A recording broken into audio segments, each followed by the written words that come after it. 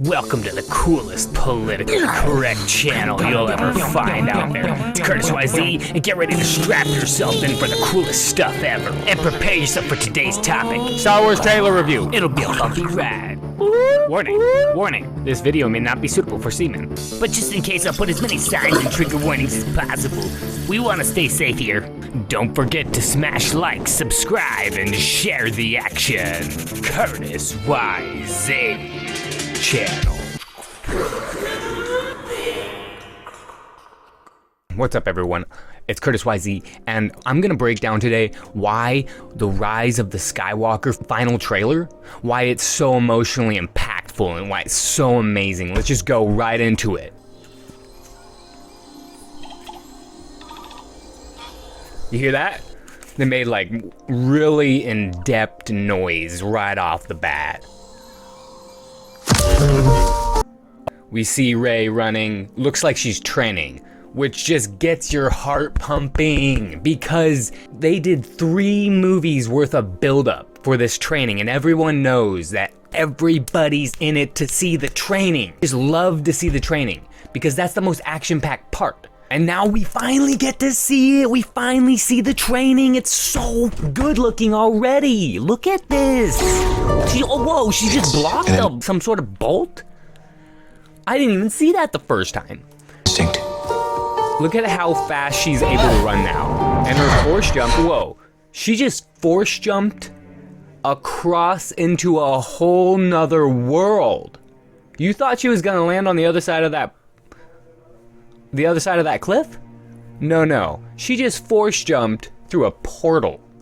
Wow, that's how powerful she is now because she trained a little bit with a rock in The Last Jedi, and then she's training right now, and in the process of her training, she's already able to do this.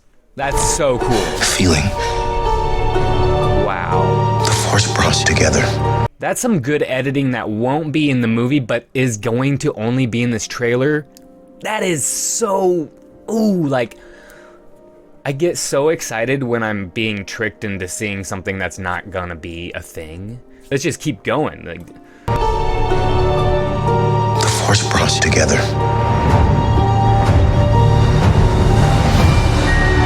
We're not wow. Seeing this, it just gives me the goosebumps of, like, there's so much pure hatred right now just surging because it's like, we finally get to see Lando, and it only took 3 movies when it should have been the first one. So it's just like pure rage and excitement. I love the hate in my heart right now is so incredible. I can't wait to see this. good people. Wow, it's just, it's one of those things where it just gets you going. It gives me an adrenaline rush when I feel how much hatred in my heart for the fact that the character that we don't care about, nobody really cared about, that was introduced halfway through the saga, I don't even not like her. I just don't care. That's why it's so emotionally impactful that they're showing us her, because nobody cares. So it's like, it just surging in the adrenaline of like, you're not listening, Disney. It's so crazy. Goosebumps. I'm getting shivers right now because Disney will not Fight listen. if we lead them. It's so incredible. People keep telling me they know me. No one does. Oh my gosh.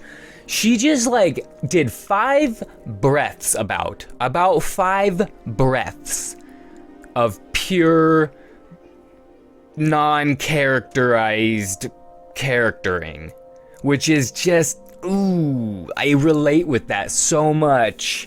Because I feel like a person that doesn't have any sort of personality or traits or like interest in things, and I kind of just go with wherever the wind pushes me. So I totally relate with Rey because she just has such a lack of foundation and character development, and that's just something I can't wait to see less of. But I do.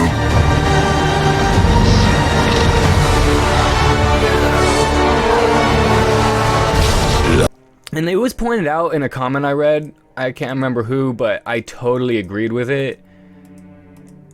I mean, him flipping this lightsaber, he could have slashed his side, he could have cut his own arm off. I can't wait to see something like that. Please, please, Disney, would you just throw it in there? I mean, it happens. People randomly would cut their limbs off and stuff. Like, it's hard to control a lightsaber. Come on, Disney, let's make this happen. I want to be subverted. Truly subverted. That's good storytelling. Long have I waited. And now, Oh my gosh, Emperor Palpatine! coming together. He's still alive! Wow, those lightsaber strikes look so compellingly, interestingly good. How well they were choreographed. Like, in The Phantom Menace, it looked like they were striking and, like, kind of hitting each other. In this one, it just kind of looks like they're, like, sliding across each other almost. Like, there's hardly even an impact, which is great. Because I don't want this generation to grow up thinking it's okay to fight with lightsabers hard, okay? I do not want that, okay? That is not cool, okay? You could easily accidentally jab somebody and just give them a bruise for at least 2 days. And that, it's just not worth it. Is your undoing. Oh, sailboat. What are you doing there, 3PO?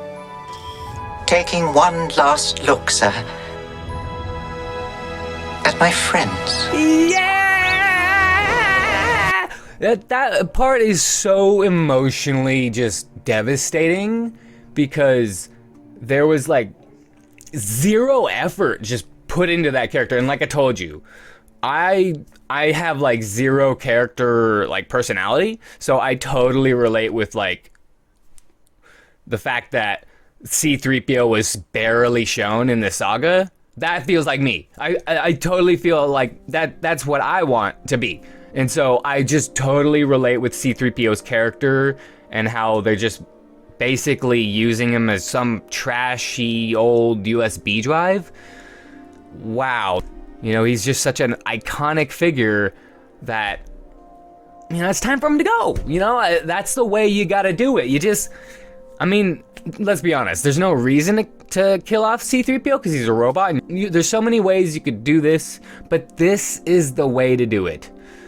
To use him when there's clearly several other droids around. Let's choose him because he's prettier, he's goldier, he's got all those famous, memorable, funny lines that everybody loves for the most part and all that stuff, and it's time for him to go because we got other characters we gotta bring in. We can't just include them all, okay? That would make no sense. What do you think this is, inclusive? No, we can't include them all. We gotta cut out all those old ones because it's emotionally impactful, and that's what the pure hatred, just my heart dropped when they just totally spat in the face of C-3PO, his character, and just decided to basically throw him in the pile of trash fire with the rest of them. Ooh, emotionally, that just hits home. Whoops.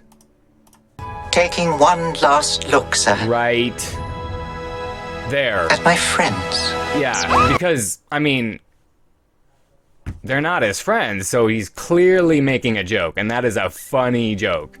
I love C-3PO's humor, and the fact that these merciless characters are just gonna throw him away, and C-3PO is so positive. He's still cracking jokes. It's incredible. I think that's Confronting fear is the destiny of a Jedi.